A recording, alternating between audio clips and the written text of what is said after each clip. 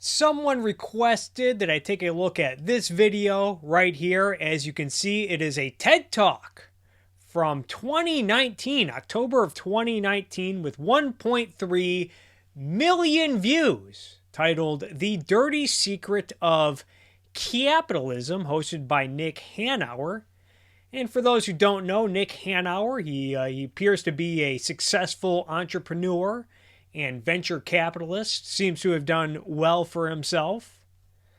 But he's here to expose the dirty secret of capitalism. And he spends the first 7 minutes. As you can see, I skipped the first 7 minutes because he talks a lot about wealth inequality and economic pies. You know, your classic top 1% this, bottom 50% that. And I've talked a lot about that lately, but one video where I talk a lot about wealth inequality and economic pies is a video I did a couple years ago called Secular Talk Gets Wealth Inequality Wrong. So for more in-depth on that issue, I suggest checking out that video. But let's see what Nick Hanauer has to say about the dirty secret of capitalism. And by pretending that the giant imbalance in power between capital and labor doesn't exist.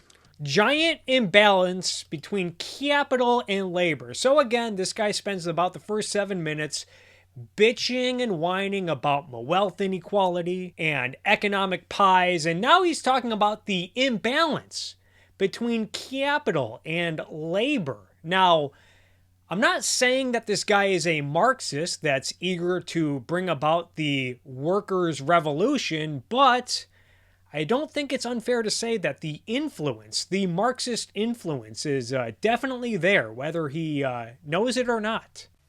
Neoliberal economic theory became essentially a protection racket for the rich. You hear that, folks? Liberalism, it's just a conspiracy, you guys. Liberalism, neoliberalism, it's just a conspiracy, a protection racket for the rich.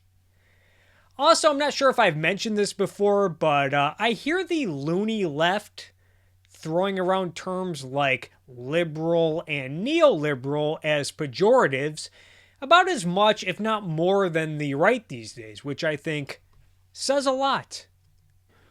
The third assumption, and by far the most pernicious, is a behavioral model that describes human beings as something called homo economicus, which basically means that we are all perfectly selfish, perfectly rational, and relentlessly self-maximizing.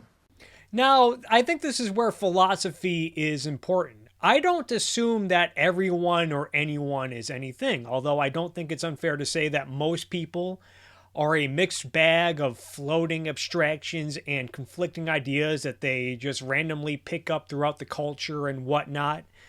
But I would say that people should try to be as reality-oriented, as rational, and as self-interested and egotistic as possible.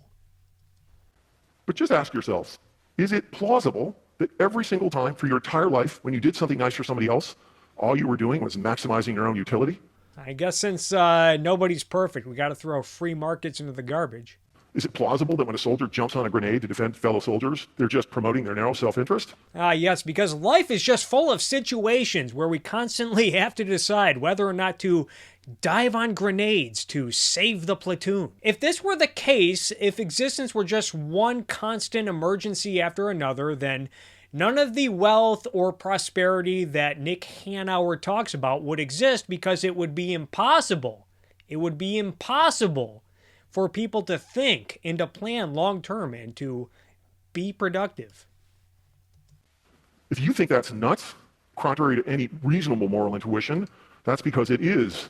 And according to the latest science, According to the science, you guys. not true. But it is this behavioral model, which is at the cold, cruel heart of neoliberal economics, and it is as morally corrosive as it is scientifically wrong, because It's scientifically wrong, you guys. if we accept at face value that humans are fundamentally selfish, and then we look around the world at all of the unambiguous prosperity in it, then it follows logically. Then it must be true by definition that billions of individual acts of selfishness magically transubstantiate into prosperity and the common good. If we humans are merely selfish maximizers, then selfishness is the cause of our prosperity. Damn straight. Under this economic logic, greed is good. So listen to this. Nick Hanauer cannot accept the fact that selfishness leads to prosperity. People using reason, focusing on their own lives and happiness, and as a consequence, producing values to trade on the market rather than, I don't know, looking for pockets to pick and crosses to die on. He clearly thinks that selfishness is bad, so likewise, it's inconceivable that selfishness, rational self-interest, can lead to good outcomes. Widening inequality is efficient, and the only purpose of the corporation can be to enrich shareholders, because to do otherwise would be to slow economic growth and harm the economy overall. Now, it's not so much about harming the economy or not harming the economy or about economics, but rather the fact that corporations are owned by the shareholders and corporations exist to make money for the shareholders. I think it's fair to say that people generally buy stocks and invest in companies with the hope of making money. And it is this gospel of selfishness which forms the ideological cornerstone of neoliberal economics, a way of thinking which has produced economic policies which have enabled me and my rich buddies in the top 1% to grab virtually all of the benefits of growth over the last 40 years. See, this guy's part of the top 1%. He's part of the group that's, hoarding all the wealth. But if instead we accept the latest empirical research, real science, which correctly describes human beings as, again, this is real science, you guys, highly cooperative, reciprocal, and intuitively moral creatures, then it follows logically that it must be cooperation and not selfishness that is the cause of our prosperity. And it isn't our self-interest, but rather our inherent reciprocity. Our inherent reciprocity, our natural inclination toward being cooperative and reciprocal and intuitively moral creatures. So what he's doing is he's making a false dichotomy between cooperation and selfishness. Now, does anyone honestly think that selfishness means that you just refuse to cooperate with others?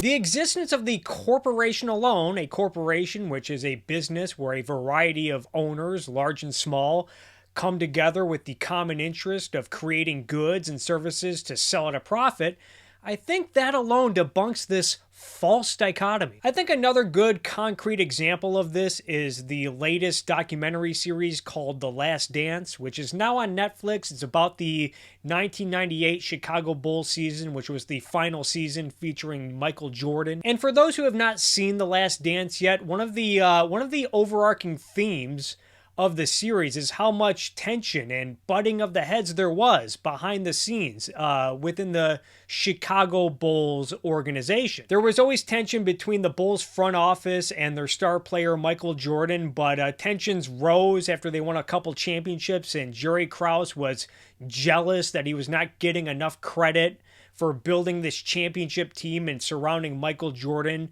with the talent he needed to win championships. And so Jerry Krause ended up saying something to the media, something along the lines of players don't win championships, organizations win championships, which pissed off Michael Jordan, creating an even bigger rift between the players and the front office. Bulls owner Jerry Reinsdorf and star Scottie Pippen were butting heads because Scottie Pippen signed this dumb long-term deal in 1991 or something before player salaries really exploded. So by 1996, 1997, Scottie Pippen, despite being one of the top 10 players in the league and one of the best players on his team, was not even one of the top 100 paid players in the league and was not even one of the top 5 paid players on the Bulls. He thought he deserved more money. Jerry Reinsdorf was stubborn and unwilling to renegotiate his contract. And tensions were so bad between Reinsdorf and Pippen that the Bulls explored trading Scottie Pippen in the middle of the 1998 season. There was tension between President Jerry Krause and Coach Phil Jackson to the point where Jerry Krause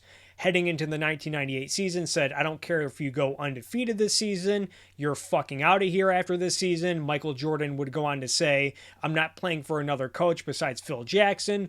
This is the main reason why they decided to film the 1998 season, because they knew it would be their last season together. And I'm probably not doing the documentary series justice here, so again, go check it out for yourself. But one of the impressions that a lot of people took away after watching this documentary series, a lot of people in the sports media looked at it and said, man, it's really unfortunate. It definitely seems like if these guys, if the front office and the players could have put their differences aside and cooperated, if they could have worked together, they probably could have gotten a few more years out of this team. They probably could have competed for more championships, if not won more championships. They probably could have made a lot more money, especially considering that this Chicago Bulls team was a worldwide sensation. It was a cultural phenomenon. Instead, what happened was Phil Jackson ended up going to coach the Los Angeles Lakers. Scottie Pippen would get traded to the Houston Rockets and then the Portland Trailblazers. He never made the NBA Finals again. Dennis Rodman was out of the league within a few years. And most importantly, Michael Jordan ended up retiring early because the Bulls roster was gutted and he did not want to come back if the Bulls were not going to be serious about competing for another championship. On top of that, President Jerry Krause would end up leaving the Chicago Bulls around 2003, I think, before the Bulls would make the playoffs again. The Chicago Bulls would not end up making the playoffs until 2005. And all that considered, it's probably fair to say that Jerry Reinsdorf probably left money on the table due to allowing the Michael Jordan era of the Chicago Bulls to expire in 1998. Of course, this is all speculation, and it's impossible to say what would have happened in a hypothetical universe where the Chicago Bulls didn't break up after the 1998 season. The point I'm making is that it is often in your self-interest to cooperate with other people. So Nick Hanauer is creating this false dichotomy between selfishness and cooperation, and on top of that, he's throwing reason and free will into the garbage with all this talk about moral intuition and inherent reciprocity, implying that human beings are innately moral according to the science. Considering that nobody is born with innate ideas, nobody is innately anything. But even if it were true that human beings all had this inherent reciprocity according to the science, then why do we need wannabe economic planners like this guy pointing guns at everyone to make sure that the wealth gap isn't too big or that wages are high enough? I mean, if human beings are innately cooperative and inherently reciprocal and intuitively moral, then why not let everyone be free and let the dominoes naturally fall into place? Is it because all of the intuitively moral people and the inherently reciprocal people are a little too gullible with their morality and they're being schemed out of their money and opportunities by the top 1% and a few greedy corporate executives? Is that what's going on? Absolutely fucking not. Hey, but don't worry, guys, because this virtue signaling venture capitalist, he's one of the good guys. Just give Nick Hanauer some more power and he'll straighten everything out. How about no? That is humanity's economic superpower. So, at the heart of this new economics is a story about ourselves that grants us permission to be our best selves. And unlike the old economics, this is a story that is virtuous and also has the virtue of being true. Now, I want to emphasize that this new economics is not something I've personally imagined or invented. Its theories and models are being developed and refined in universities around the world, building on some of the best new research in economics, complexity theory, evolutionary theory, psychology. He has top men working on this new economic system. Anthropology and other disciplines. And although this new economics does not yet have its own textbook or even a commonly agreed upon name, in broad strokes, its explanation of where prosperity comes from goes something like this. So market capitalism is an evolutionary system in which prosperity emerges through a positive feedback loop between increasing amounts of innovation and increasing amounts of consumer demand. Innovation is the process by which we solve human problems.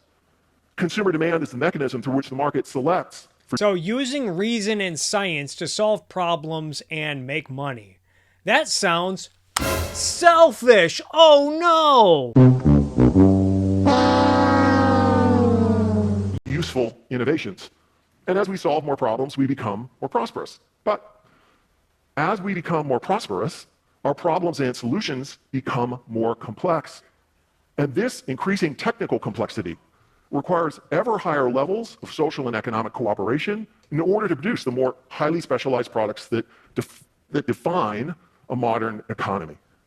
Now, the old economics is correct, of course, that competition plays a crucial role in how markets work, but what it fails to see is that it is largely a competition between highly cooperative groups, competition between firms, competition between networks of firms, competition between nations. And anyone who's ever run a successful business knows that building a cooperative team by including the talents of everyone is almost always a better strategy than just a bunch of selfish jerks.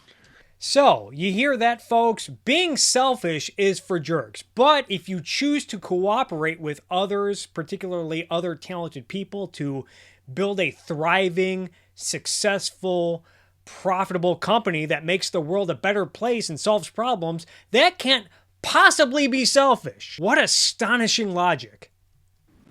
So, how do we leave neoliberalism behind?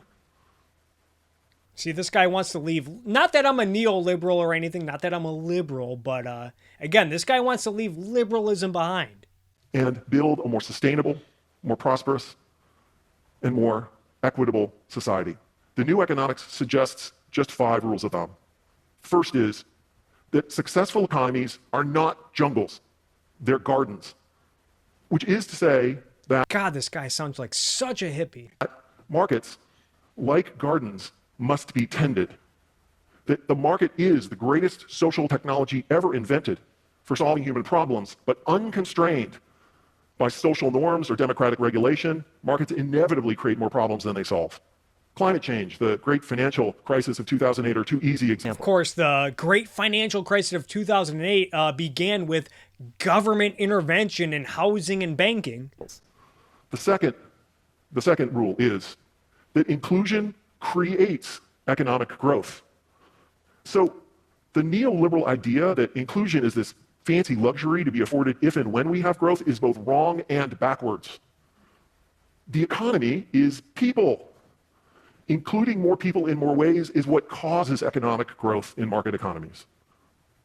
The third principle is the purpose of the corporation is not merely to enrich shareholders. Yes, it is.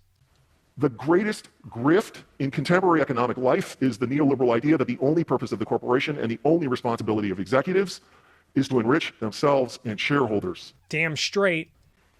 The new economics must and can insist that the purpose of the corporation is to improve the welfare of all stakeholders. All stakeholders. Who's that? Customers, workers, community, and shareholders alike. Community, consumers, workers, share. Okay, so obviously the corporation has to please some consumers, because if a corporation does not have consumers buying their products, then they're not going to be around for much longer. And you could say the same about workers and employees. Most companies do need workers and employees to perform tasks that will make the company more profitable and successful. And in exchange for their labor and services, the workers and employees are given a paycheck. And sometimes they're even given stock options. They're given a stake in the company. But even then, even if workers are given stock options, if they're given stake in a company, what good is that stake in the company if the company is not profitable? Rule 4. Greed is not good. Being rapacious doesn't make you a capitalist. It makes you a sociopath.